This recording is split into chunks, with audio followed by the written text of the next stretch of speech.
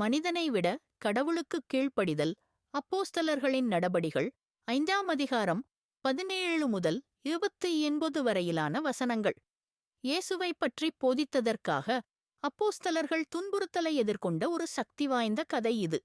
இருப்பினும் பூமிக்குரிய அனைத்து கோரிக்கைகளையும் விட தெய்வீக அழைப்புக்கு முன்னுரிமை அளிக்க அவர்கள் தைரியத்தையும் அர்ப்பணிப்பையும் காட்டினர்.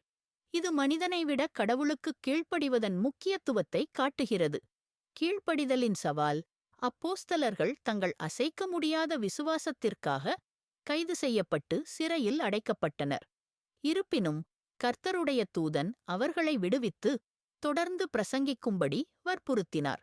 போங்கள், ஆலய முற்றங்களில் நின்று இந்த புதிய வாழ்க்கையைப் பற்றி மக்களுக்குச் சொல்லுங்கள் என்று தேவதூதன் கூறினார். கீழ்ப்படிதலின் முதல் சவாலை இங்கே நாம் காண்கிறோம். இது பெரும்பாலும் உலக அதிகாரிகளுடன் நேரடி மோதலில் நம்மை வைக்கிறது. எதிர்ப்பை மீறி நீங்கள் நம்பிய ஒரு விஷயத்திற்காக நீங்கள் நின்றபோது அதை நினைத்துப் பாருங்கள். ஒருவேளை அது சவாலானதாக இருக்கலாம், ஆனால் அது இறுதியில் ஒரு பெரிய நோக்கத்திற்கும் நிறைவிற்கும் வழிவகுத்ததல்லவா? உறுதியாக நிற்க தைரியம் கைது செய்யப்பட்ட போதிலும் அப்போஸ்தலர்கள் தைரியமாக மனிதர்களுக்குக் கீழ்ப்படிவதை விட கடவுளுக்குக் கீழ்ப்படிய வேண்டும் என்று அறிவித்தனர். கடவுளுக்குக் கீழ்ப்படிவதற்கு பெரும்பாலும் மிகுந்த தைரியம் தேவை என்பதை இந்த அறிவிப்பு நமக்கு நினைவூட்டுகிறது. சமூக அழுத்தங்களை விட கடவுளின் கட்டளைகளுக்கு நாம் முன்னுரிமை அளிக்கும்போது நாம் ஒரு நித்திய நோக்கத்துடன் இணைகிறோம். தனது நெறிமுறைகளை சமரசம் செய்ய வேளையில் பெரும் அழுத்தத்தை எதிர்கொண்ட ஒரு நெருங்கிய நண்பர் எனக்கு நினைவிருக்கிறது.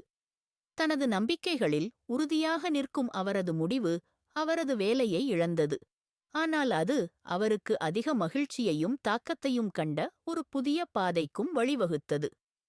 கடவுளை முதலில் மதிக்கும்போது கிடைக்கும் ஆசீர்வாதங்களுக்கு அவரது கதை ஒரு சான்றாகும். உண்மையுள்ள கீழ்ப்படிதல் தெய்வீக உதவியை கொண்டு வருகிறது. அப்போஸ்தலர்களின் கீழ்ப்படிதல் பரலோக உலகங்களிலிருந்து எதிர்பாராத ஆதரவை பெற்றது. நாம் மனிதனை விட கடவுளை தேர்ந்தெடுக்கும்போது அவர் வழங்கவும் பாதுகாக்கவும் நடவடிக்கை எடுக்கிறார். தேவதூதரின் தோற்றம் ஒரு விடுதலை மட்டுமல்ல, அவர்களின் பணிக்கான தெய்வீக அங்கீகாரமாகும். நினைவில் கொள்ளுங்கள், நீங்கள் கடவுளின் விருப்பத்திற்கு இணங்கும்போது நீங்கள் ஒருபோதும் தனியாக இருக்க மாட்டீர்கள். அவருடைய பிரசன்னம் உங்கள் அடிச்சுவடுகளுடன் சேர்ந்து சவால்களை அவருடைய கிருபை மற்றும் வல்லமையின் சேனல்களாக மாற்றுகிறது. நடைமுறை பயன்பாடுகள். 1. தினசரி ஜெபம் மற்றும் வேத வாசிப்பு வழக்கத்தை வளர்த்துக் கொள்ளுங்கள். அப்போஸ்தலர்களைப் போலவே கடவுளின் வார்த்தையிலும் ஜெபத்திலும் உங்களை நிலைநிறுத்திக் கொள்வது அவருடைய சித்தத்தை பகுத்தறிந்து செயல்பட உங்களுக்கு பலத்தை தருகிறது. 2. சமூக ஆதரவை தேடுங்கள். கடவுளை பின்பற்றுவதற்கான உங்கள் உறுதிப்பாட்டை பகிர்ந்து கொள்ளும் சக விசுவாசிகளுடன் இணையுங்கள். சோதனை காலங்களில் மற்றவர்களிடமிருந்து வரும் ஊக்கமும் பொறுப்புக்கூறலும் மிக முக்கியமானதாக இருக்கும். 3. கீழ்ப்படிதலின் சிறிய செயல்களை பயிற்சி செய்யுங்கள். அன்றாட முடிவுகளுடன் தொடங்குங்கள். ஒரு தேர்வை எதிர்கொள்ளும்போது உங்களை நீங்களே கேட்டுக்கொள்ளுங்கள், இது கடவுளின் போதனைகளுடன் ஒத்துப்போகிறதா? ஒவ்வொரு சிறிய அடியும் பெரிய சவால்களுக்கு உங்கள் நம்பிக்கை தசைகளை பலப்படுத்துகிறது. எல்லாவற்றிற்கும் மேலாக கடவுளுக்குக் கீழ்ப்படிவதற்கு மீண்டும் உறுதியளிக்குமாறு நான் உங்கள் ஒவ்வொருவரையும் கேட்டுக்கொள்கிறேன்.